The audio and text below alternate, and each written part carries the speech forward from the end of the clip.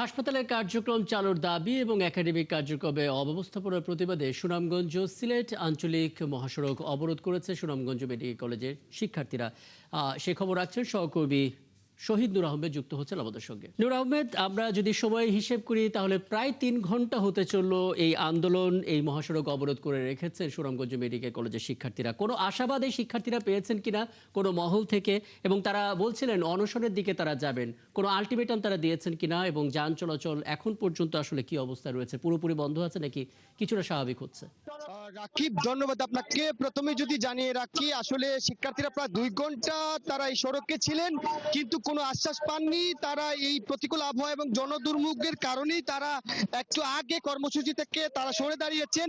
কিন্তু এই মুহূর্তে আমরা দেখছি যে শিক্ষার্থীদের এই আন্দোলনের সাথে আসলে একাত্মতা পোষণ করে এখানে সুজন নাগরিক সুশাসনের জন্য যেটি সংগঠন আছে, তারা একাত্মতা পোষণ করে কর্মসূচি পালন করছেন। আমি যদি জানানোর চেষ্টা করি, শিক্ষার্থীরা সকাল থেকেই আসলে এই সড়কে তারা হাসপাতাল চালুর দাবিতে তারা এইখানে তারা অবস্থান গ্রহণ করছিলেন। কিন্তু এই যে প্রখর রৌদ্র এবং জনদুর্ভোগ অর্থাৎ তীব্র যানজট সৃষ্টি হওয়ার কারণে তারা এখান থেকে সরে দাঁড়িয়েছেন।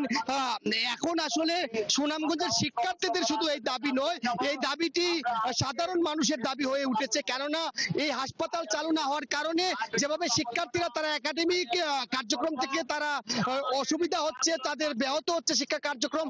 পাশাপাশি এই জেলার যে চিকিৎসা সেবা কিন্তু আসলে ওইভাবে কার্যকর হচ্ছে না। তা সাধারণের দাবি হচ্ছে দ্রুততম সময় যাতে আমরা প্রখর রোদ্রে দাঁড়িয়ে সুনামগঞ্জ আসলে হাওর অঞ্চল, এখানে আপনারা জানেন যে স্বাস্থ্য সেবার খুবই নাজুক অবস্থা। আমরা গত 1 বছর ধরে দেখছি যে এখানে ছাত্রছাত্রীরা তাদের দাবি আদায়ে রাস্তায় নেমেছে, কিন্তু কোনো ধরনের কোনো সুরাহা হচ্ছে না। আমরা চাই দ্রুত এই মেডিকেল হাসপাতাল চালু হোক। চিকিৎসা শুনছিলেন সুজন থেকে বলা হচ্ছে তারা যাতে এটা একাত্মতা পোষণ করছেন শিক্ষার্থীদের এই দাবি, তারাও একাত্মতা পোষণ করে তারা চান দ্রুততম সময় যাতে হাসপাতাল চালু করা হয়।